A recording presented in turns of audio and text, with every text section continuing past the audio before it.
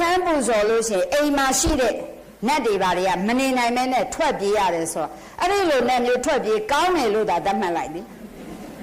ဟိုစေတနာကောင်းနေပဲအကြံပေးပြရစီတဲ့ပဋ္ဌာန်းကိုပူဇော်မယ်ဆိုရင်ဖျားမှာသွားပြီးတော့ပဲပူဇော်ပါတဲ့နော်ဖျားကိုမှပူဇော်ပါတဲ့ဟိုအိမ်မှာမပူဇော်ပါနဲ့တဲ့အိမ်မှာမပူဇော်ကောင်းဘူးတဲ့ပူဇော်မယ်ဆိုရင်တဲ့အတွင်းမီးတွေပို့ပြီးတော့လောင်လိုက်မယ်တဲ့ဒါကြောင့်ဆရာမတဲ့ဟုတ်သလားတဲ့ဆိုတော့ကျမကလည်းအချိန်ကလည်းသိမရတော့ဆရာမတော်နဲ့တင်ထုတ်ကိုလွှဲပေးလိုက်တယ်ဆရာမတော်နဲ့တင်ထုတ်ကိုဒါမေးပေတော့လို့ဘာလို့လဲကျမတို့ကပဋ္ဌာန်းပူဇော်တာပဲပဋ္ဌာန်းပူဇော်ရင်တချို့ကလည်းပဋ္ဌာန်းပူဇော်လို့ရှိရင်အိမ်မှာရှိတဲ့နတ်တွေဘာတွေကမနေနိုင်မဲနဲ့ထွက်ပြေးရတယ်ဆိုတော့အဲ့ဒီလိုနဲ့မျိုးထွက်ပြေးကောင်းတယ်လို့သာသတ်မှတ်လိုက်ပြီမဟုတ်ဘူးလားသူအစစ်မြင့်လို့လားအစစ်နေလို့လားအစစ်နေလို့ဒါကြောင့်ဟလာကိုယ့်ကိုဟိုလူဟိုဝါဒီယာတွေက6တယ်လှက်နေဆိုတာကိုကကံမြင့်လို့လားကံနေလို့လား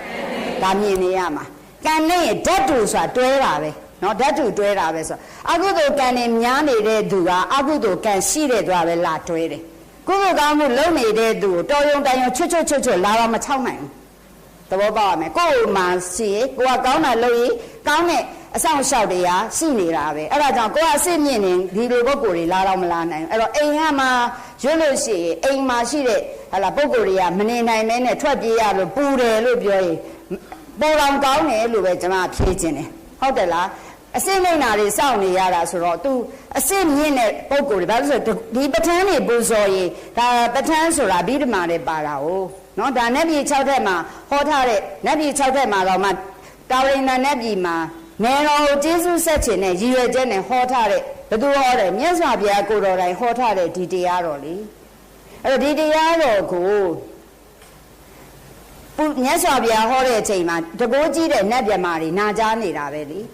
အဲ့ဒီအချိန်မှာအခုကျမတို့အိမ်မှာပဋ္ဌာန်းတွေပူဇော်ကြမယ်ကျောင်းတွေမှာပဋ္ဌာန်းပူဇော်ကြမယ်ရွှေတကုံစေတီတော်မှာပဲပူဇော်ဆိုဘယ်နေရာမှာပူဇော်ဆိုအတိပ္ပယ်သိပြီးပူဇော်ဆိုတာပဋ္ဌာန်းဆိုတာမိမိမှာရှိတဲ့ရုပ်တရားနံတရားတွေအကြောင်းခွဲခြားပြီးပြောထားတာဆိုရင်ကျမတို့တော့အတိပ္ပယ်လည်းသိဆိုပဋ္ဌာန်းပူဇော်ရင်းနဲ့ကိုယ်မှာဖြစ်တဲ့ရုပ်တရားတွေကိုနံတရားတွေကိုအာယုံပြုပြီးပူဇော်သွားတာပဲတနည်းအားဖြင့်ပြောရင်ဒါသင်ရင်းနဲ့တွေ့လာလိမ့်မယ်အဲ့ဒီပဋ္ဌာန်းကိုရှုပူဇော်နေရင်းနဲ့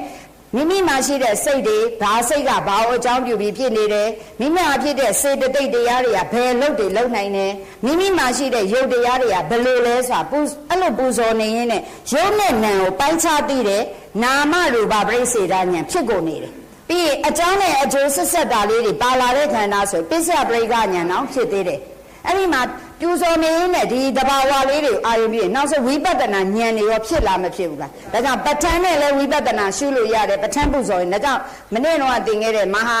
ဟလာဓမိယဒိဋ္ဌမထေဆိုလို့ရှိရင်သမုဒ္ဒရာလံရေလံခရီးသွားနေရင်းနဲ့ပဲဒီယုံ nant တရားတွေရဲ့ဆက်ဆက်တာကိုစင်ကြယ်ရင်းနဲ့ပဲနောက်ဆုံးအရဟတမေအရဟတဖို့အထိရပြီးယဟန္တာကြီးတောင်ဖြစ်လာမဖြစ်ဘူးလားအဲ့ဒါလေးတွေသဘောပေါက်ရင်ပဋ္ဌာန်းပူဇော်ရင်အိမ်မှာမပူဇော်ရဘူးဆိုတာမဟုတ်ဖရာတရားတော်ဆိုတာဘယ်နေရာမှာမဆိုပူဇော်ကောင်းတယ်။ဒါဆိုရင်မယုတ်တဲ့စကား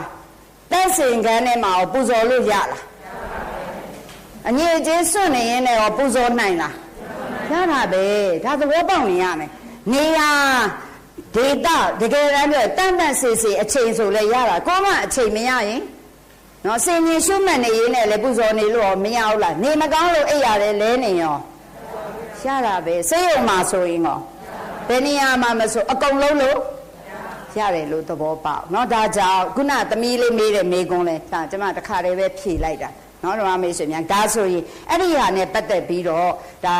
ခုနလိုပေါ့အကျိုးတရားကိုသိမှလုံးချင်ကြတဲ့ပုဂ္ဂိုလ်များအတွက်ဆိုပြီးတော့ဟလာဆရာတော်ကြီးတွေကနေဒါကိုထုတ်ပြထားတယ်ပဋ္ဌာန်းတရားတော်ကြီးကိုရွတ်ဖတ်ပူဇော်ရာခြင်းအကျိုးဆိုတာဘယ်ရမဆိုအကျိုးသိတော့မှအကြောင်းကောင်းလုံးချင်ကြတဲ့တဘာဝရှိကြတဲ့အတွက်အဲ့ဒီပုဂ္ဂိုလ်များအတွက်ကိုဒါလေးထည့်ထားဒါကြောင့်စာမျက်နှာ25